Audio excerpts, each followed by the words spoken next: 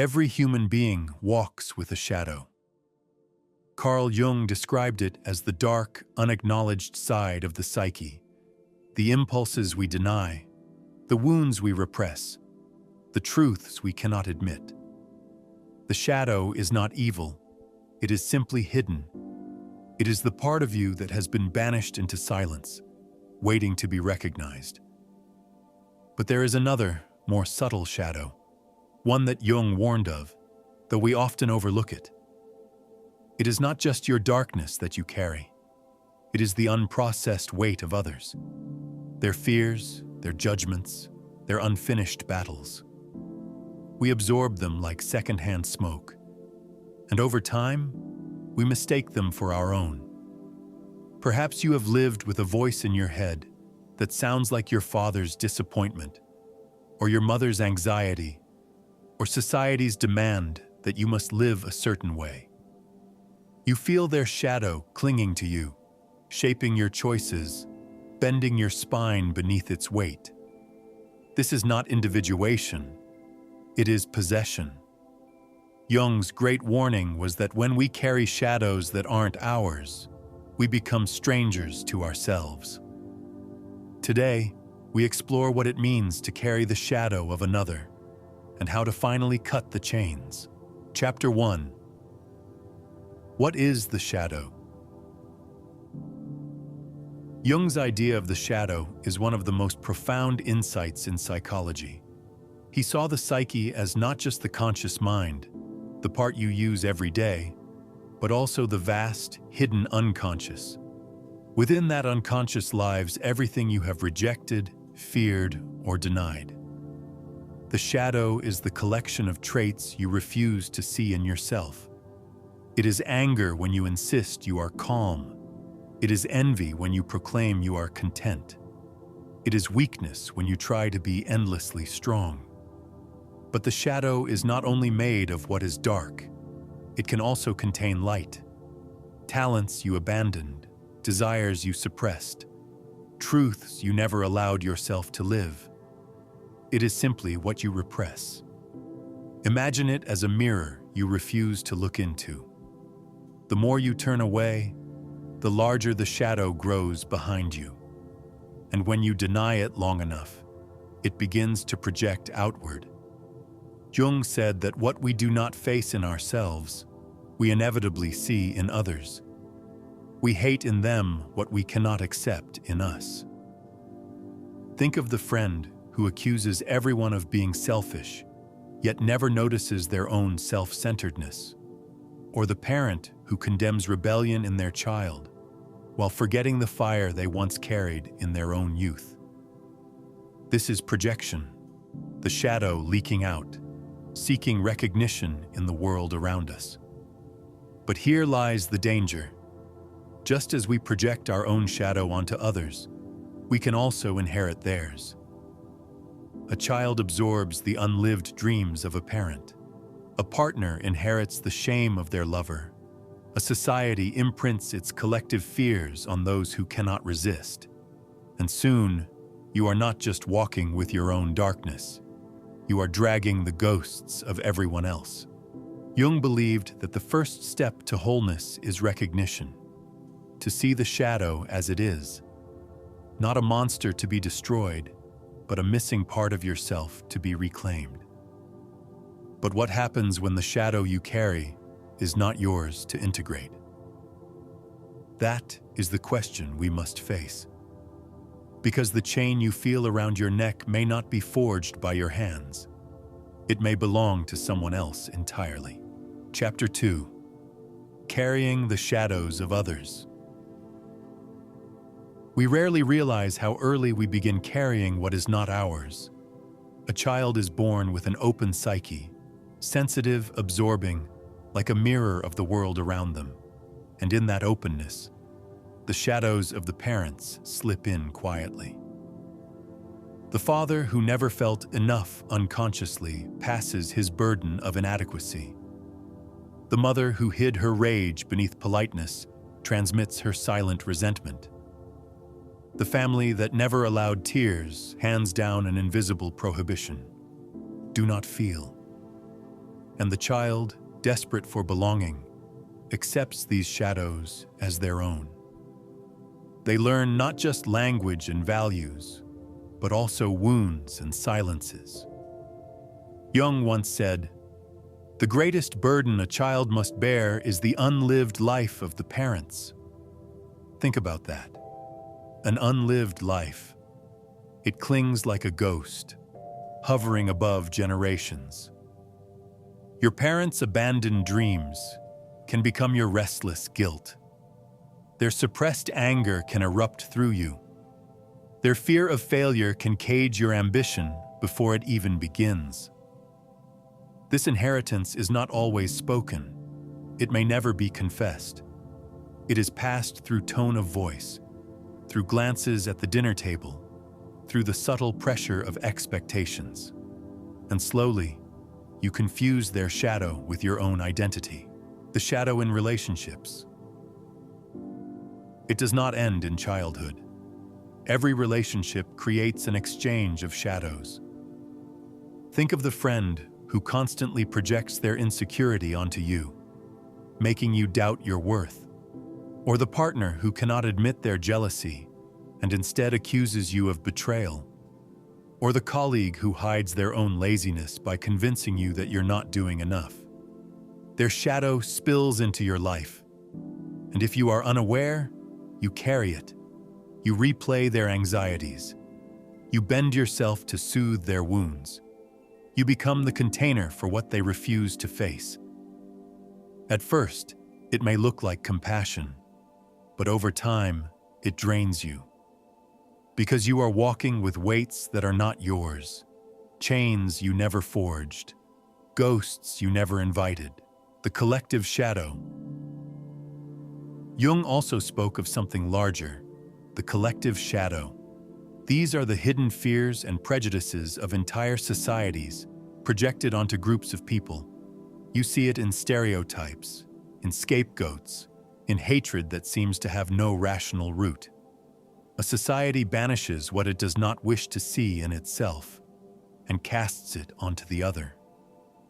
The danger? You may unknowingly internalize it. You may believe you are unworthy, broken, or cursed, not because it is true, but because you have inherited a cultural shadow that is not yours to carry. Imagine an entire population bending under invisible chains, passed down through centuries. This is why Jung insisted that confronting the shadow is not just personal, it is also a collective task. Signs you are carrying someone else's shadow. How do you know if the darkness within you is not truly yours? Persistent guilt for things you never did. Shame that has no clear origin, like a fog you cannot explain. Voices in your head that echo with someone else's words. You'll never succeed. Don't be selfish. Stay small. Dreams that feel foreign. Nightmares that seem borrowed, as though you are living another's unfinished story. A constant sense of heaviness, like your life is not entirely your own. These are hints that you may be carrying the shadow of another. Jung's warning. Jung wrote that when a person fails to integrate their own shadow, they unconsciously hand it to others. If you do not make peace with your darkness, you force someone else to hold it for you. This is why we must learn to discern what is mine to integrate and what is not mine to carry. Carrying another's shadow is like wearing a coat that does not fit. It suffocates, it restricts, it hides your true form. To live authentically, you must take it off. But how? That is the path of individuation. It begins with recognition, then boundary, then release. And it requires the courage to ask, whose shadow am I carrying? Chapter 3. Recognition and Boundaries. The first step toward liberation is clarity. You cannot cut a chain that you cannot see. For many, the shadow operates like a whisper in the background, shaping decisions, coloring emotions, distorting relationships. It feels natural because you have carried it for so long. But Jung reminds us, until you make the unconscious conscious, it will direct your life, and you will call it fate.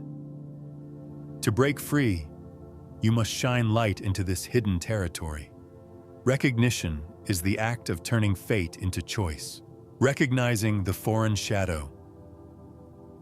Ask yourself, does this voice in me sound like my own? When shame appears, pause. Whose words echo behind it? A parent's disapproval? A teacher's ridicule? A society's judgment? When fear grips you, trace its origin. Is it truly your fear, or someone else's projection that settled inside you? The unconscious is not silent. It speaks through symbols, dreams, slips of the tongue. Jung urged his patients to attend to these fragments. The nightmare that repeats, the strange image that haunts you, the argument that triggers an exaggerated reaction. These are signposts pointing to shadow material. But here lies the challenge. Not every shadow you meet is yours. Some are foreign tenants, ghosts of other lives inhabiting your psyche. You must learn to distinguish them. The mirror technique. One way is through the mirror of relationships. Notice when your emotional reaction feels too heavy for the situation. You may be carrying another's burden. A simple criticism makes you feel like collapsing. A small disagreement awakens volcanic rage. A minor failure feels like the end of the world. These reactions are clues. You are not only responding to the present, but to a shadow that was never yours. The act of naming. Recognition begins with naming. Say it aloud. This shame is my father's. This fear belongs to my mother. This anger is the residue of a culture that mistrusted difference. By naming the origin, you unmask the shadow. What was unconscious begins to lose its grip. Jung compared it to withdrawing projections. The moment you see that what you thought was you actually comes from elsewhere, the spell weakens. It is like returning a mask to its rightful owner. Boundaries as psychological fences. But recognition is not enough. Shadows, once exposed, will try to return. You must set boundaries. Boundaries are not only physical, they are psychic. They are the invisible fences that protect your soul. A boundary might look like silence when someone tries to drag you into their conflict. It might sound like, "I will not carry this for you." It might feel like stepping away from relationships where projection is constant. At first, boundaries feel cruel, especially if you were raised to believe that carrying others' burdens was love. But true love does not demand the sacrifice of your soul. True love begins when you can stand firmly in your own light, without drowning in someone else's darkness. The metaphor of the garden. Think of yourself as a garden. Your soil is rich, but also vulnerable. If you allow every passing stranger to throw their waste into it, the flowers will never bloom. Recognition is realizing what does not belong. Boundaries are the fences that keep your soil sacred. And paradoxically, when you protect your own garden, you give others permission to tend to theirs. If you stop carrying their shadow, they may finally confront it themselves. Jung's vision of individuation. For Jung, the goal was individuation, the process of becoming your truest self. This journey cannot begin while you are buried under the shadows of others. Boundaries are not selfish. They are the condition for authenticity. Imagine again the coat that does not fit. Taking it off is not betrayal. It is the beginning of becoming. Recognition shows you the chain. Boundaries loosen it. And slowly, you begin to feel the first taste of freedom. But freedom is not just absence, it is presence. Once you put down the shadows of others, you must face your own. That is the next step, and perhaps the hardest one. Chapter 4. Facing your own shadow. Freedom is not only the act of dropping what does not belong to you. It is also the terrifying act of meeting what does. Up until now, you may have lived half asleep, carrying burdens that were never yours. In letting those go, you begin to feel lighter. But beneath that relief lies a deeper truth. You are still not whole. Because the shadow you inherited is only half the story. The other half is the shadow you created, the shadow within. Every human being casts a shadow. This shadow is made of everything you refuse to see in yourself. It holds the anger you repressed, the envy you denied, the desires you feared, the weaknesses you hid. As children, we learn quickly that certain parts of us are unacceptable. We are told, don't be too loud, don't cry, don't be selfish. And so we bury these impulses. We pretend they don't exist. We banish them to the basement of the psyche. But what is banished does not disappear. It grows. The more fiercely you reject it, the stronger it becomes. And one day, it begins to leak out, in sudden bursts of rage, in crippling shame, in addictions, in broken relationships. Jung warned that the shadow, if ignored, can devour us.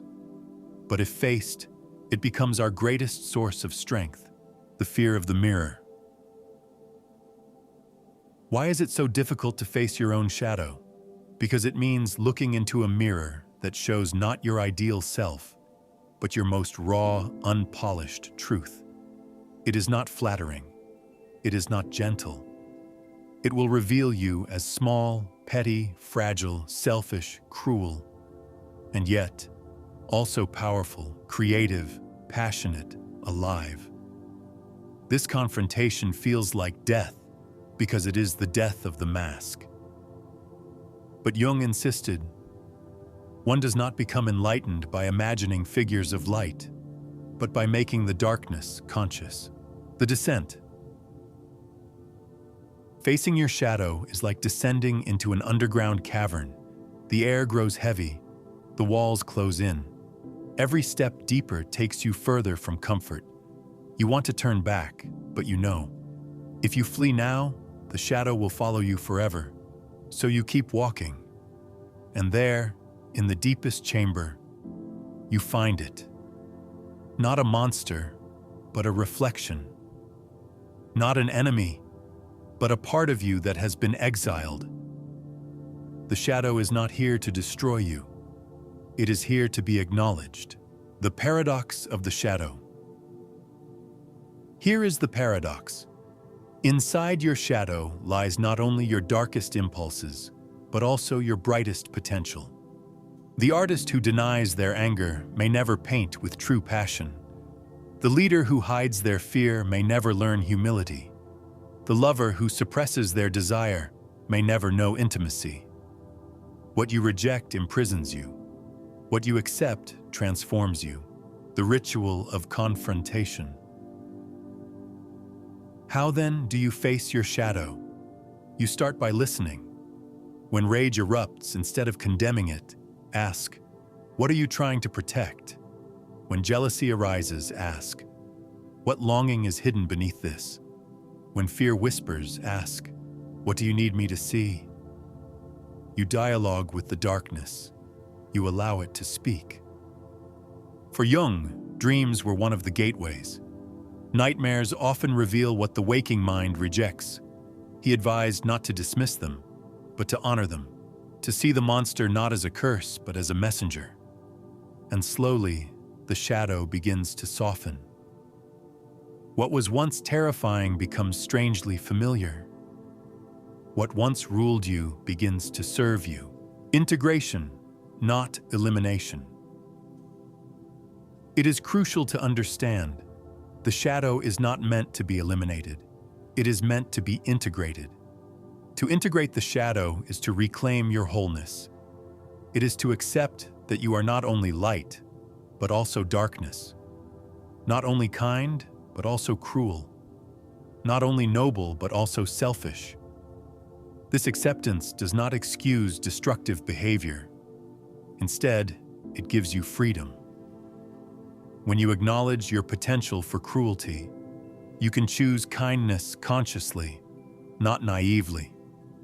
When you admit your fear, you can step into courage honestly, not blindly. Integration is not purity. It is authenticity, the gift of wholeness. And so, paradoxically, by descending into the darkness, you rise closer to the light. By accepting your shadow, you become more human. By embracing your brokenness, you discover your strength. The shadow was never meant to be your enemy. It was meant to be your teacher. Jung's vision was not of a perfect saint, but of a whole human. One who has walked through the cavern, faced the mirror, and returned with treasure. That treasure is freedom. Not freedom from the shadow, but freedom with it. And with this, the chains begin to break. Not because they are gone, but because you now hold the key. Chapter 5. The Liberation of the Self. There comes a moment after the descent into shadow when the air clears. You look around, and for the first time, you feel something unfamiliar. Space. The weight that pressed on your chest for years is gone. Not because the world has changed, but because you have. No longer chained. When you carried the shadows of others, you lived by borrowed scripts. When you denied your own shadow, you lived in fragments. But now, the chains are broken. You are no longer a vessel for someone else's pain. You are no longer at war with your own reflection. This is liberation, not the shallow freedom of doing whatever you want, but the deeper freedom of being who you are, walking as a whole. To live whole is to walk without disguise. It is to laugh without apology, to rage without shame, to love without fear of losing yourself. Wholeness does not mean perfection. It means honesty. It means when you give, it comes from truth, not obligation. When you say no, it is not rebellion, but clarity. When you love, it is not escape, but choice. This is the life Jung envisioned, a life where the self is not split, but integrated, where light and shadow no longer fight, but dance, the ripple of freedom. And here lies the final paradox. When you stop carrying others' shadows, when you integrate your own, your freedom becomes contagious. Your presence alone gives others permission to drop their masks. Your authenticity calls forth theirs, and slowly, the world becomes less a prison of expectations, more a gathering of real, living human beings. A final word. The task of the self is not easy. It is lifelong. But every step toward wholeness is a step toward liberation. So ask yourself, whose chains am I still carrying? And what part of me is still hidden in the dark? The journey begins when you dare to answer. And the end? The end is not light versus dark, but the quiet strength of a soul that carries both and is broken by neither. And so we return to the beginning. The shadows we thought belonged to others were never theirs alone. We carried them quietly, mistaking the weight for our own flesh. But chains only bind if we choose to remain blind. The moment we recognize what is not ours, the moment we name the shadow, we cut it loose. And in that act, a strange kind of freedom appears, fragile, trembling, but alive. This is the revolt Jung spoke of, Not a rebellion against the world outside, but against the illusions inside us. A defiance of inherited burdens, of masks that were never meant to be worn, of pain that never truly belonged to us. And if you've ever wondered whether your suffering is truly yours, Jung would remind you, look deeper. Because beneath every wound, there is a story, and beneath every story, there is a choice. Sometimes freedom does not arrive in light. Sometimes it is born in the shadow, where truth hides in silence, waiting for us to turn and face it. And once we do, the shadow ceases to be a prison. It becomes a guide. And perhaps the greatest secret is this: what we fear most in others is often the map back to ourselves. So cut their chains, walk lighter, and remember, your shadow, once faced, can lead you not into darkness, but into wholeness.